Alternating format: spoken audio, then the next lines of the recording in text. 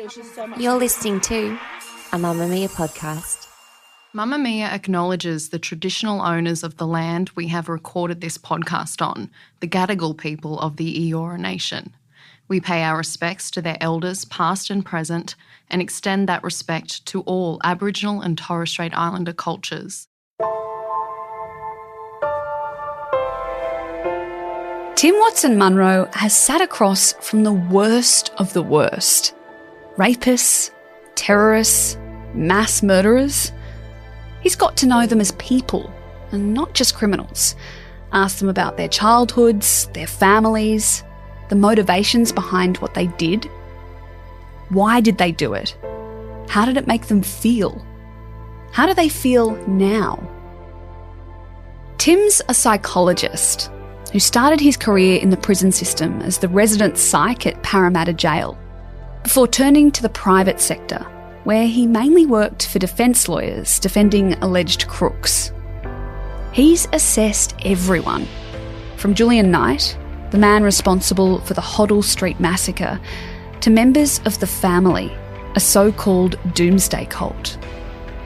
Assessing more than 30,000 clients and appearing as an expert witness in court more than 3,000 times has given him an interesting insight into the minds of some of Australia's most notorious criminals.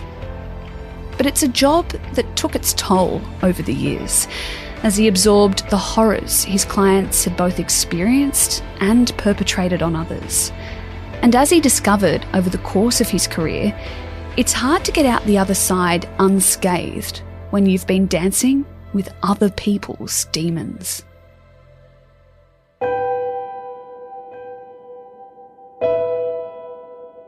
I'm Gemma Bath, and this is True Crime Conversations, a Mamma Mia podcast exploring the world's most notorious crimes by speaking to the people who know the most about them. But for the next month, instead of looking at specific criminal cases, we're focusing in on the people behind the scenes of crime. Over the next few weeks, you'll hear from a former homicide detective, a psychic investigator, and a crime scene cleaner. But today, you're going to get a glimpse at what it's really like to psychologically analyse some of Australia's worst criminals. I'm speaking with criminal psychologist Tim Watson Munro. Tim, was psychology something that you were always drawn to as a kid, as a teenager? I've always been interested in people, and when I was at university, I found myself more often than not in the basement of the Fisher Library reading psychology books, and it was about the dynamics of behaviour and all the rest of it. I'd thought about being a lawyer for a while, but as it eventuated, I ended up doing a master's degree in psychology. I graduated at the end of 77, early 78. Jobs were really hard to come by for psychologists then. It wasn't like it is now. It was a sort of fledgling profession. And I was living with a lady, and she found this advertisement in a newspaper wanting a psychologist at Parramatta Jail. It was 78. I was 25 years of age. I didn't rate myself at all. But she said, you've got to have a crack at it. So I did. I applied for the job, and lo and behold, I was offered the job at Parramatta Jail.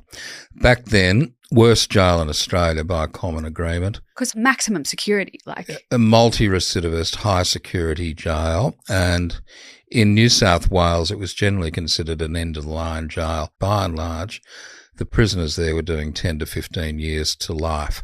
Armed robbers, rapists, murderers, all these people.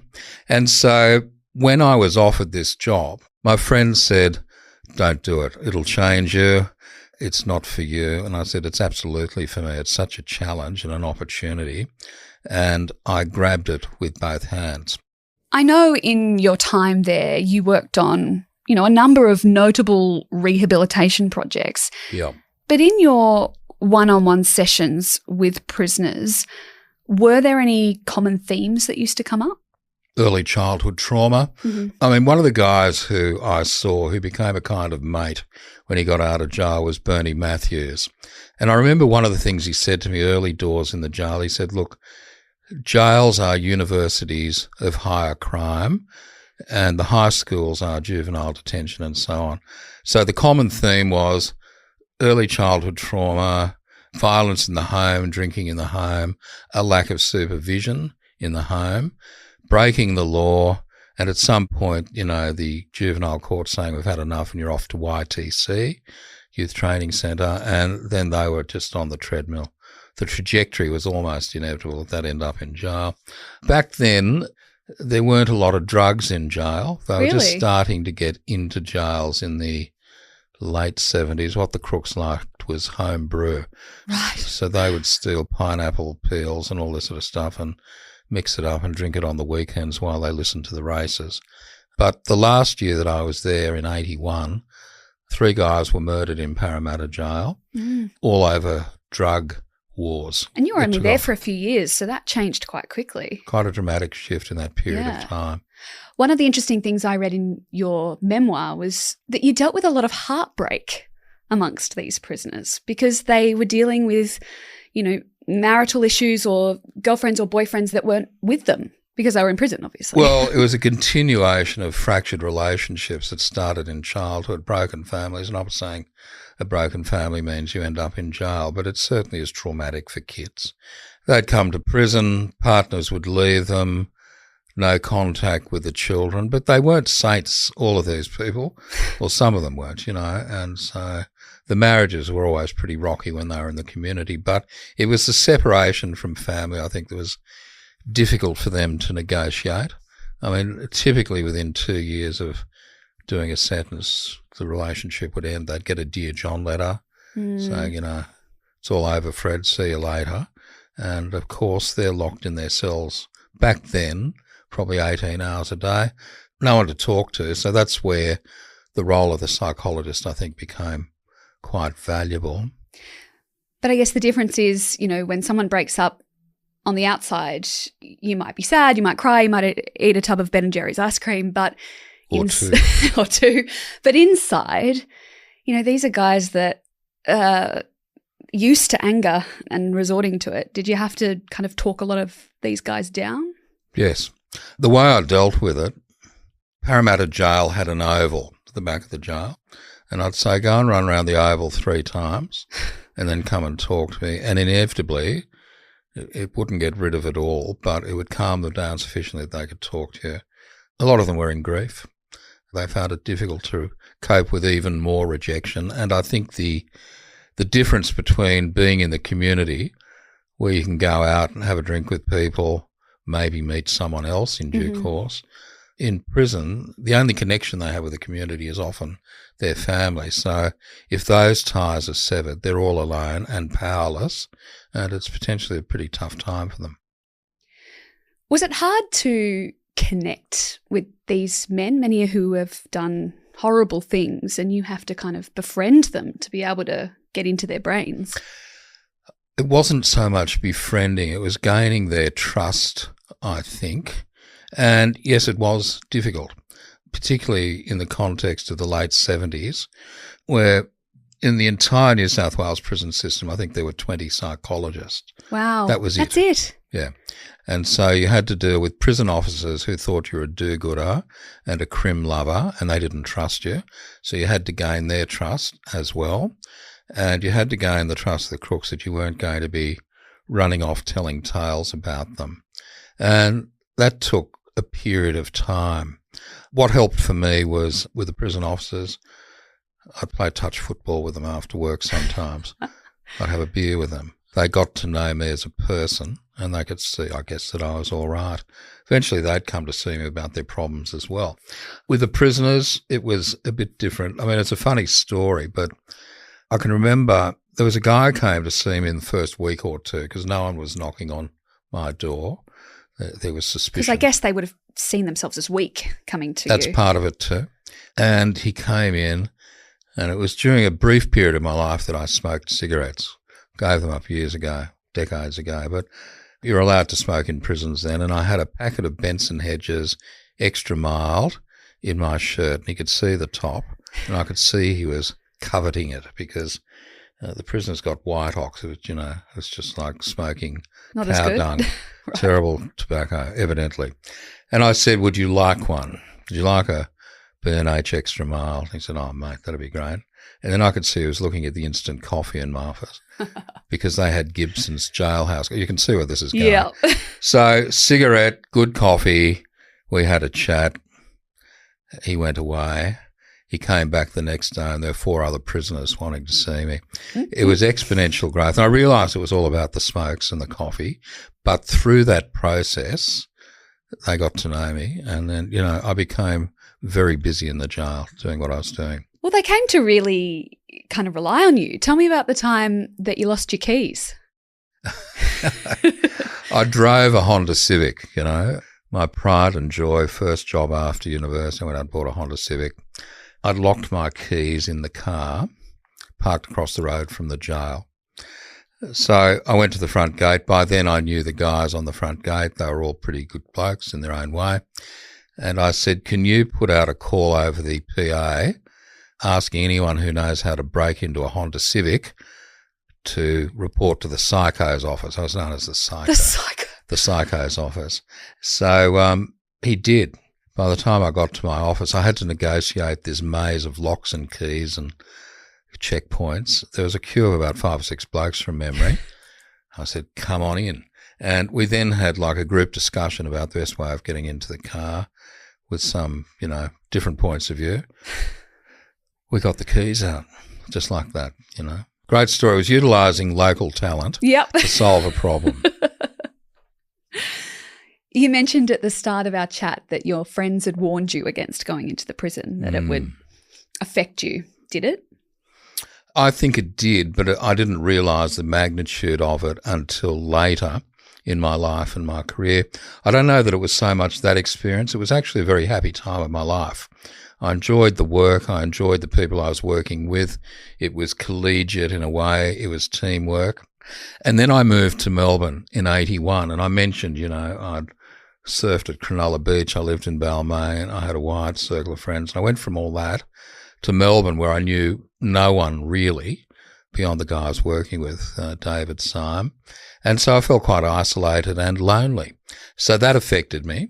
And then the nature of the work I was doing as well ultimately had an impact. One of the big cases, probably the breakthrough case for me in Melbourne and Australia, was Julian Knight. He was the Hoddle Street killer. He massacred people in Hoddle Street back in August 87. And this case was referred to me. I was still very young, I was like 34 years of age. And I was confronted with the biggest case in the country and the most horrific crime, really. He would have been one of the most dangerous people you'd come across at that point? As it eventuated, I think I've met far more dangerous people than Julian. Yeah. But certainly the worst crime Australia had encountered. And I was so motivated, keen, over-involved really with what I was doing. I was privy to all the photographs. I spent a year talking to him. And that was the case that ultimately, decades later, I came to realise was the one that tumbled me emotionally, because I sort of developed symptoms, I think, of vicarious trauma through all of that.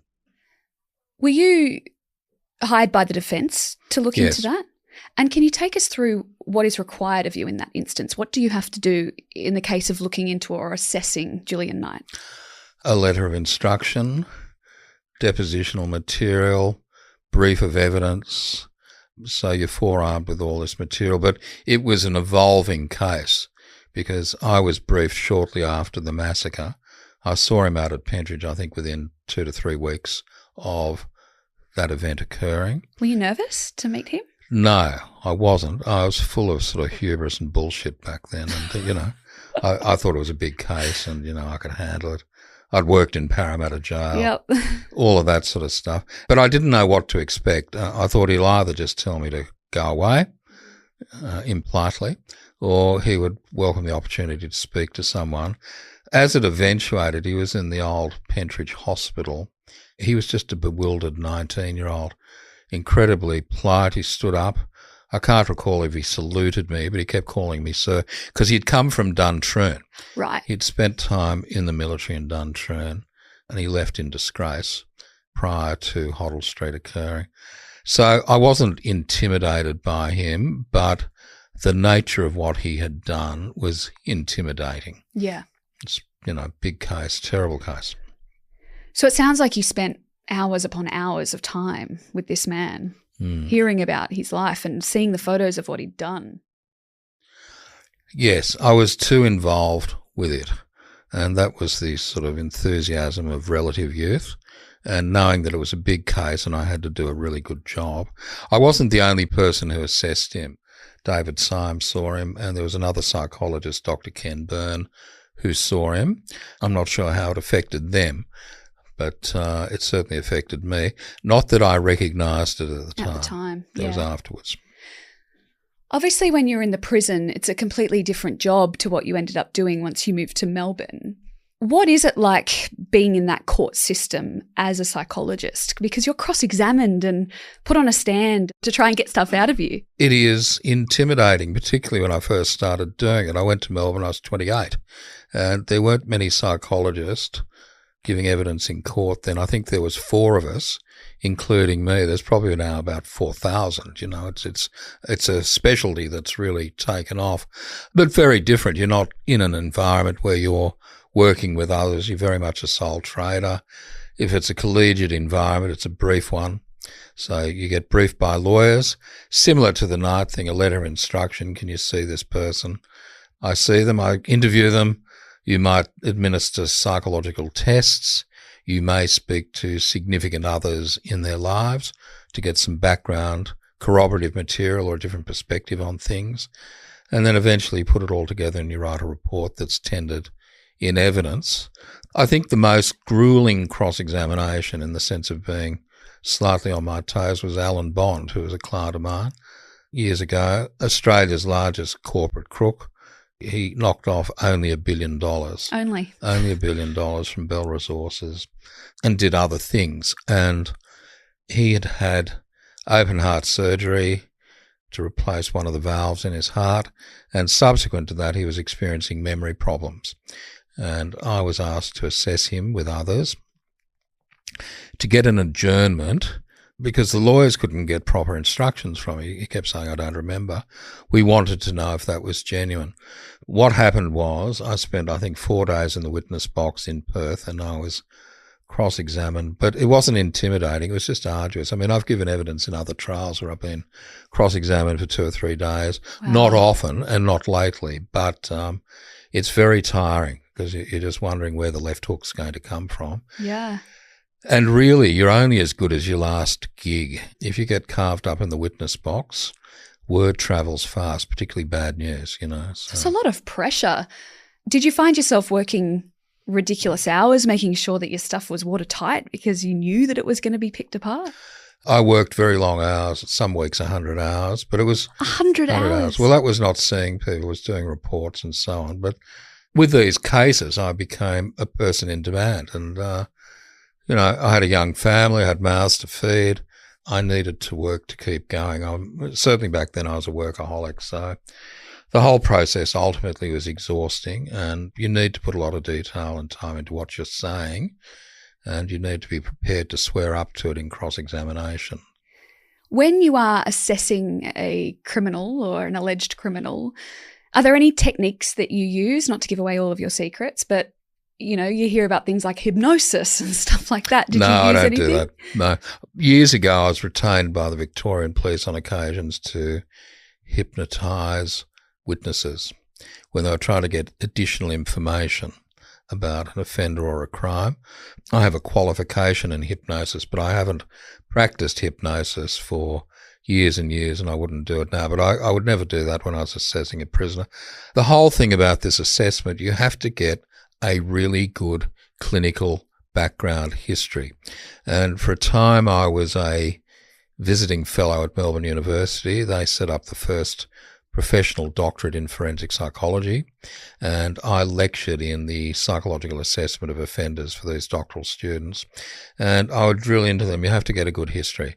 It's the most important thing because there's so many clues in there that may be relevant to what the person has done now.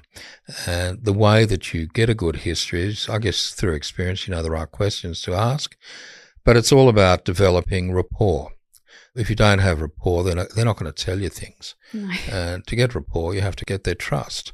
And it is a skill. And I guess these days, I mean, I've been doing this more or less for 44 years. It's almost innate.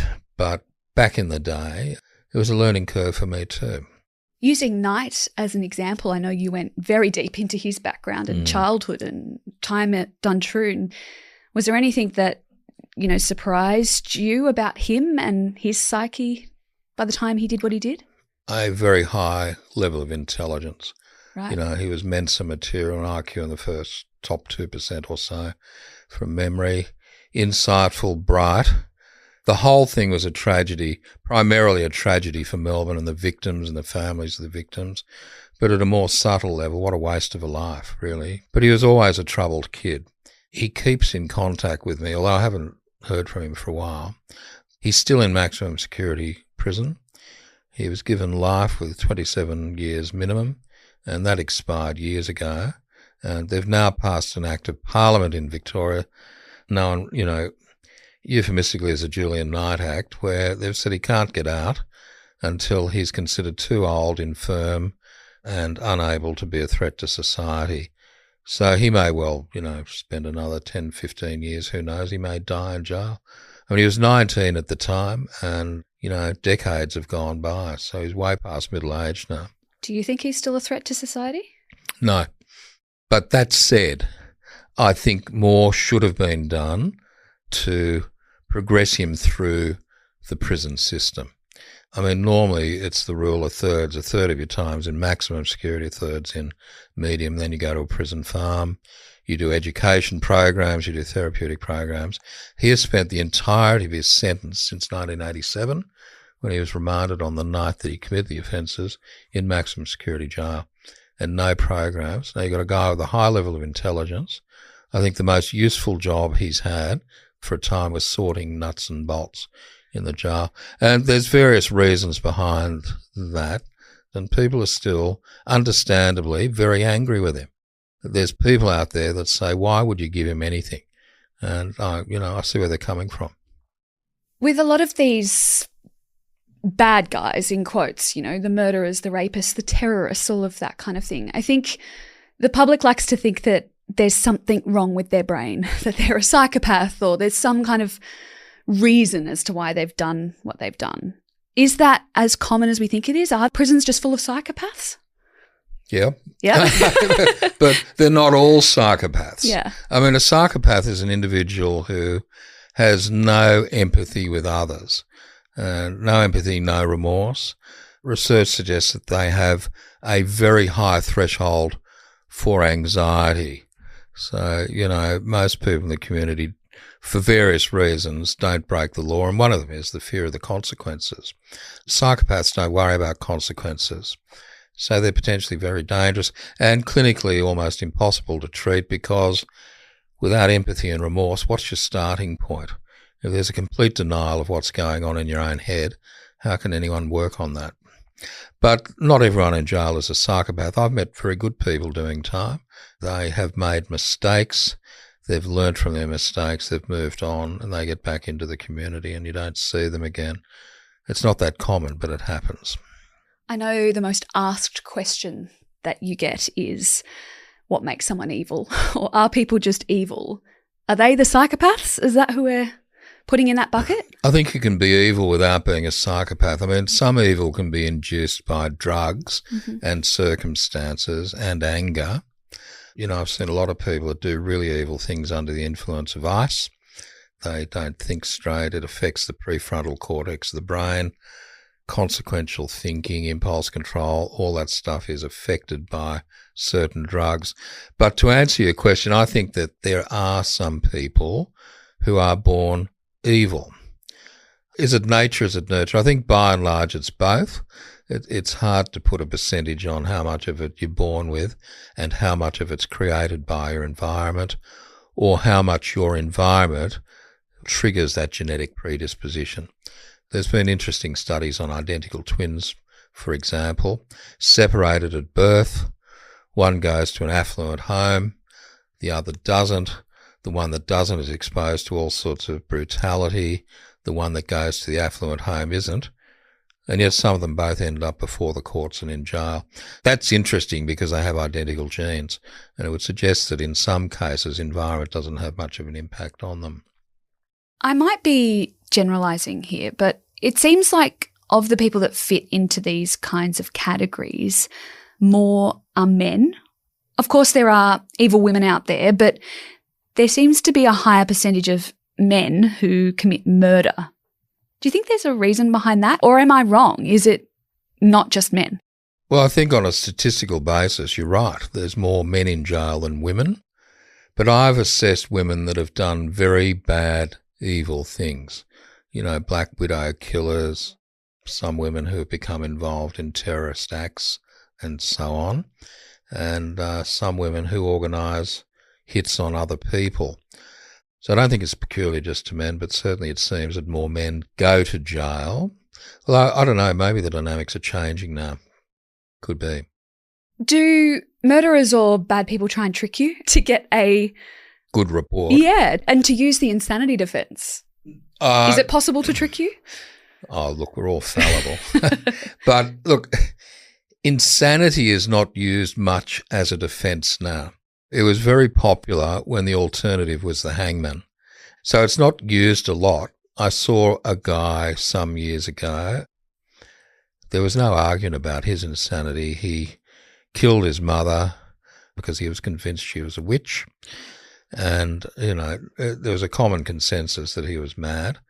There wasn't even a hearing about it, really. There was just a bit of evidence led. But it's not a defence that you see often these days.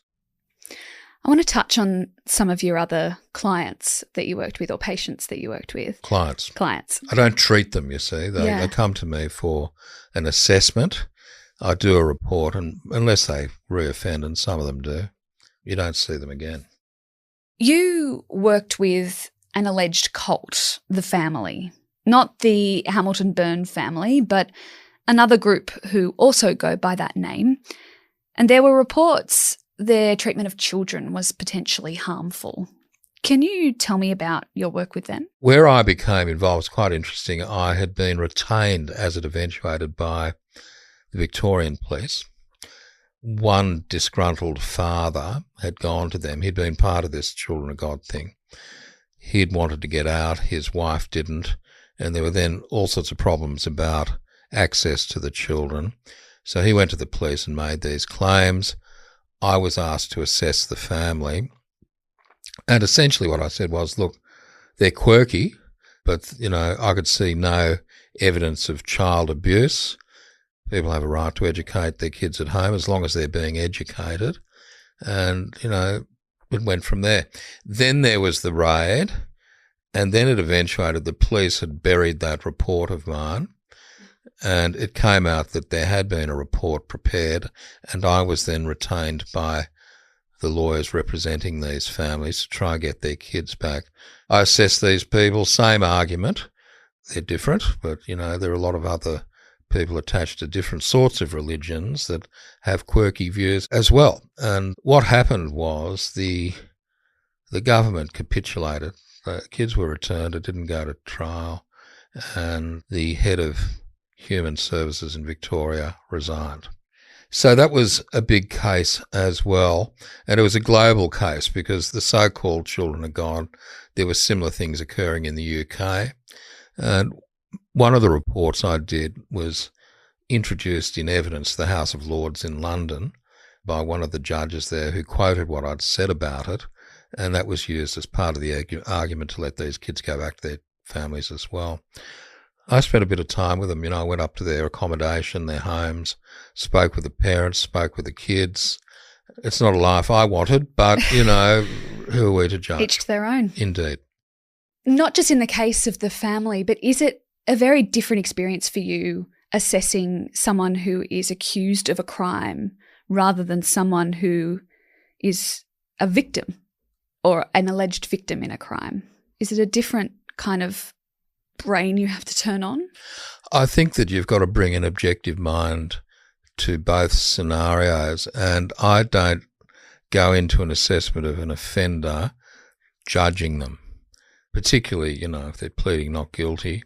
It's not my role to be the moral police in all this, but inevitably, because you're a human, you have feelings, it does affect you. Similarly with victims, I mean, I have great empathy and compassion for these people. You treat them with great respect, you hear them out, and you support them as best you can. An interesting scenario around that is the Hoddle Street case, where a number of lawyers who were acting for families of the victims and others approached me saying, look, we'd like to retain you to see these people. And I said, don't know that I can. You know, I'm assessing Julian Knight, and I don't think that would be necessarily helpful to either parties. And they said, no, that's precisely why they want to see you, because they want to have some understanding of what's going on with this bloke. But you're not allowed to share that, are you? Precisely. Yeah. I said, I can't share that. It'll all come out in due course. I mainly work with offenders. You know, the second book I wrote, A Shrink in the Clink, I wrote a chapter about first responders and victims of crime. I mean, they get badly affected, victims of crime, and they need a lot of support. You're listening to True Crime Conversations with me, Gemma Bath. I'm speaking with criminal psychologist Tim Watson Munro.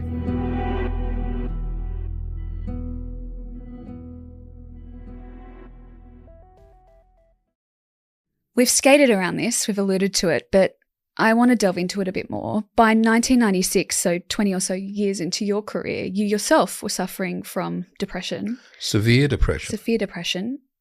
And by the sounds of it through our chat that, you know, it had been in the background and then it kind of manifested. I think it had been percolating for a while, but I didn't recognise it. I was probably in denial. And one of the things you get with depression, a defence mechanism, is it's manic defence. So the more depressed you are, the harder you work to keep those feelings at bay. I did that, and I also got into, you know, using cocaine as a means of self-medication. I had a lot going on at that time in my life. My first wife had been diagnosed with terminal cancer. I was raising kids. I was working 100 hours a week, and I was trying to deal with my own demons, hence Dancing with Demons is a book title. And I got into coke, and it just escalated from there until 1999, and it all blew up. It became a matter of public knowledge, and it was a very difficult time.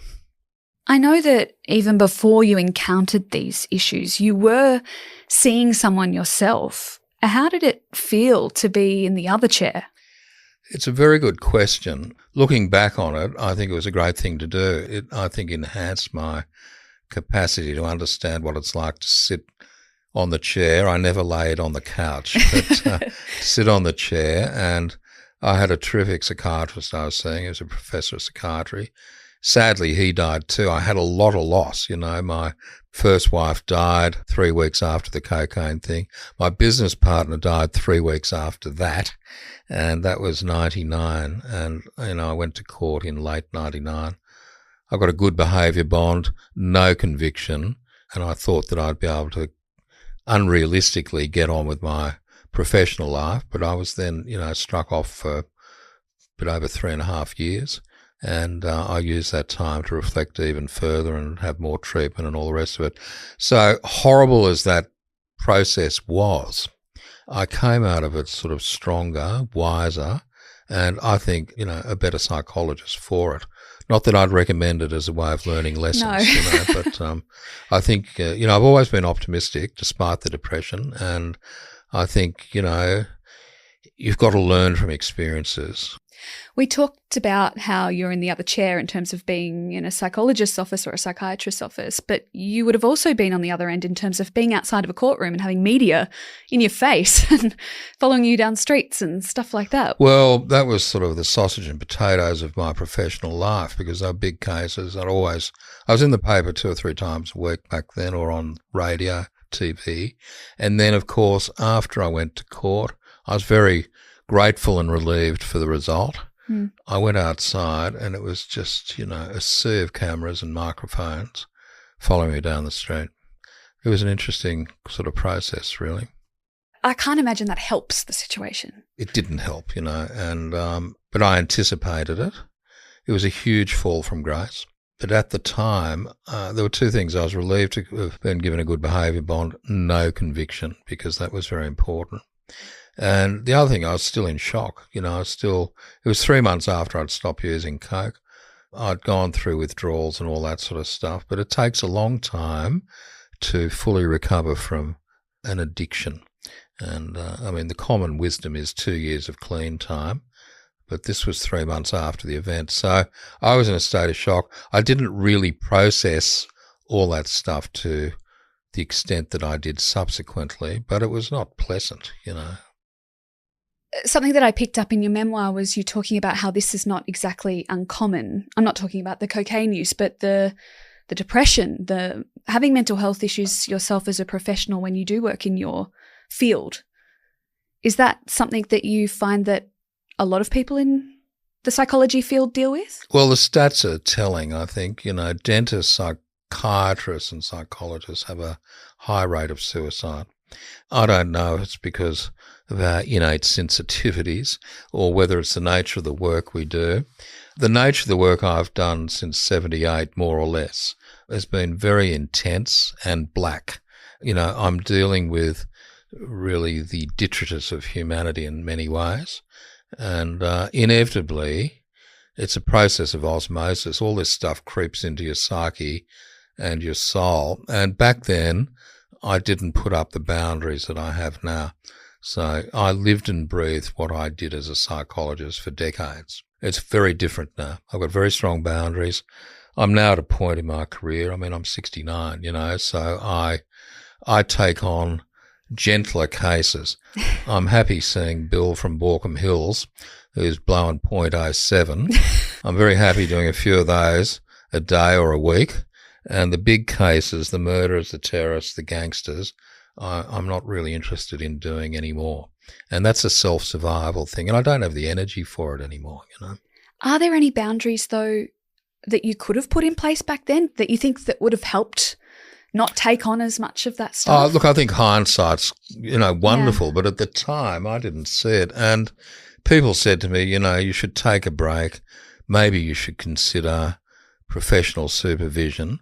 But, again, it's the sort of hubris and arrogance of youth. I said, I don't know who's going to supervise me, I have supervision now. It's not mandated. It's something I do. I talk to a clinical psychologist generally once a month, not about my issues, but more about the work process that I'm involved in.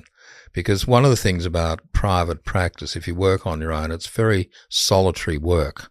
You go to the office, you hear all these histories. Who do you debrief with? There's no colleague. There's no colleague. So I've created colleagues, and I have this supervision. I'm up on my soapbox about this now because of what I went through. I say, you've got to do this.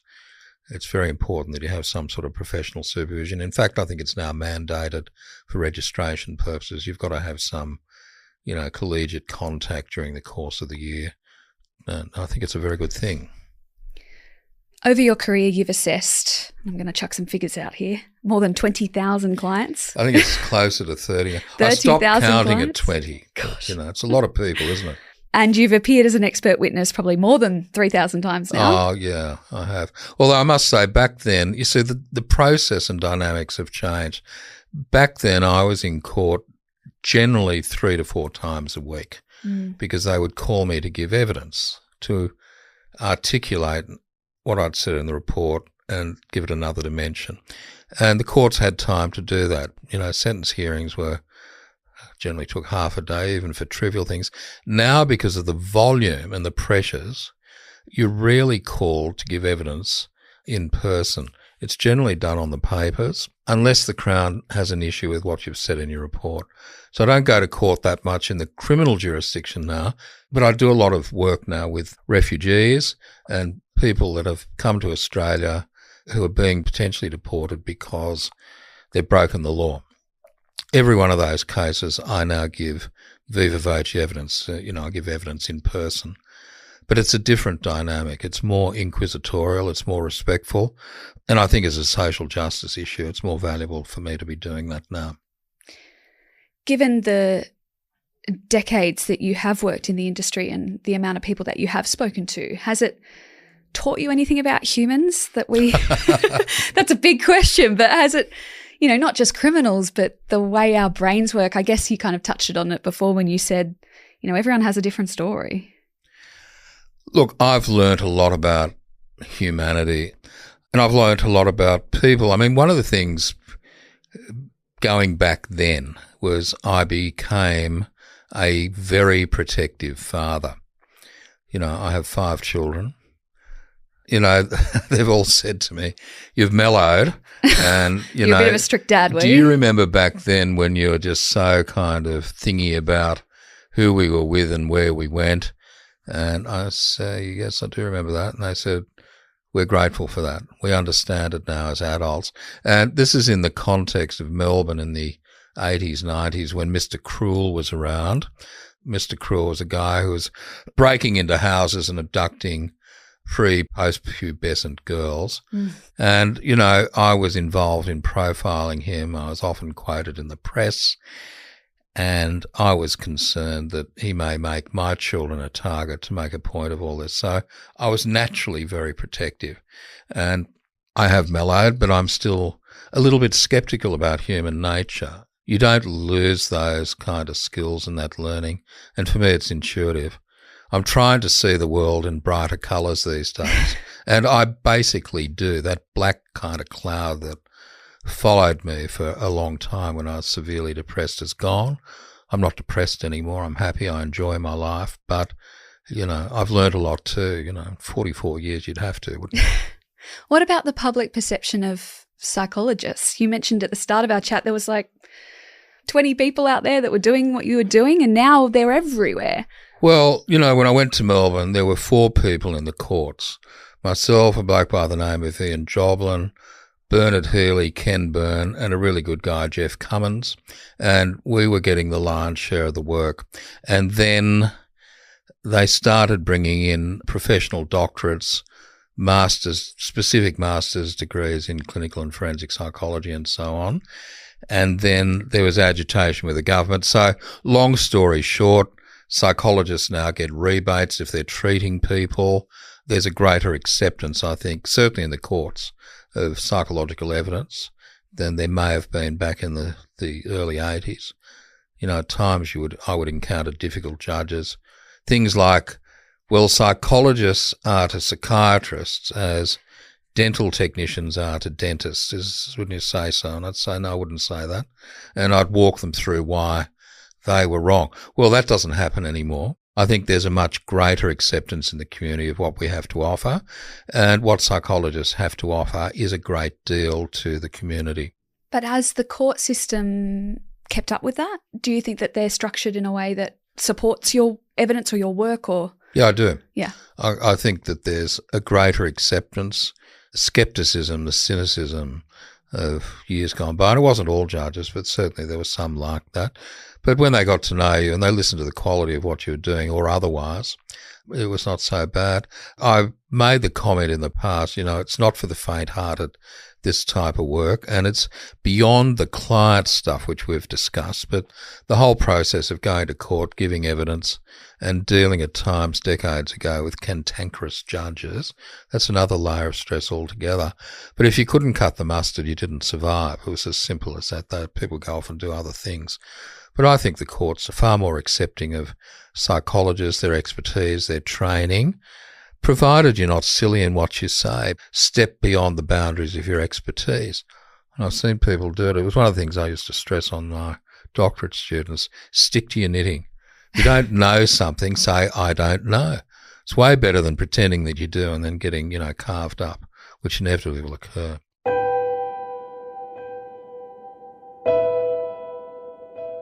Thanks to Tim for joining us on today's episode.